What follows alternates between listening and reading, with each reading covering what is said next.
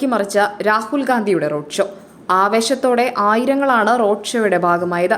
സ്ഥാനാർത്ഥി പ്രഖ്യാപനം കഴിഞ്ഞതിന് ശേഷമുള്ള രാഹുലിന്റെ ആദ്യ വരവ് ആഘോഷമാക്കിയിരിക്കുകയാണ് അണികൾ. രാവിലെ 10 മണിക്ക് മുപ്പൈനാട് റിപ്പണിൽ ഹെലികോപ്റ്ററിൽ വന്നിറങ്ങിയ രാഹുൽ വൻ റോഡ് ഷോയോടുകൂടിയാണ് നാമനിർദ്ദേശ പത്രിക സമർപ്പിക്കാൻ വരണാധികാരിക്ക് മുന്നിലെത്തിയത്.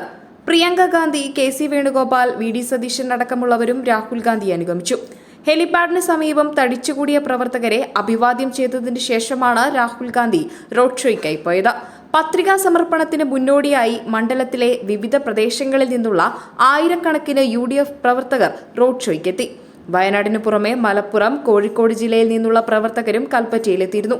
വയനാട് നേരിടുന്ന ചെറുതും വലുതുമായ പ്രശ്നങ്ങൾ പാർലമെന്റിനകത്തും പുറത്തും ഉന്നയിക്കാൻ താൻ ഇവിടുത്തെ ജനങ്ങൾക്കൊപ്പമുണ്ടാകുമെന്ന് രാഹുൽ ഗാന്ധി വ്യക്തമാക്കി.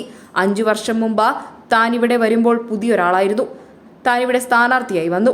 നിങ്ങൾ എന്നെ MP ആയി തിരഞ്ഞെടുത്തു. വളരെ പെട്ടെന്ന് തന്നെ എന്നെ നിങ്ങളുടെ കുടുംബത്തിന്റെ ഭാഗമാക്കി മാറ്റി. ഞാനിവിടെ നടത്തുന്നത് വെറുമൊരു രാഷ്ട്രീയ പ്രസംഗമല്ല. നിങ്ങൾ UDF പ്രവർത്തകരാകട്ടെ, LDFന്റെ പ്രവർത്തകരാകട്ടെ, കക്ഷി രാഷ്ട്രീയത്തിന് അതീതമായി എനിക്ക് നിങ്ങളോട് സ്നേഹമുണ്ടെന്നും രാഹുൽ ഗാന്ധി കൂട്ടിച്ചേർത്തു. പ്രളയകാലത്ത് വയനാട് കാട്ടിയ ധൈര്യത്തെയും രാഹുൽ ഗാന്ധി പ്രശംസിച്ചു. ഇനി 15-ാം തീയതിയായിരിക്കും രാഹുൽ ഗാന്ധി മണ്ഡലത്തിൽ തിരിച്ചെത്തുക. അതിനുശേഷം 7 ദിവസം മണ്ഡലത്തിൽ രാഹുൽ ഗാന്ധി സജീവമാകും.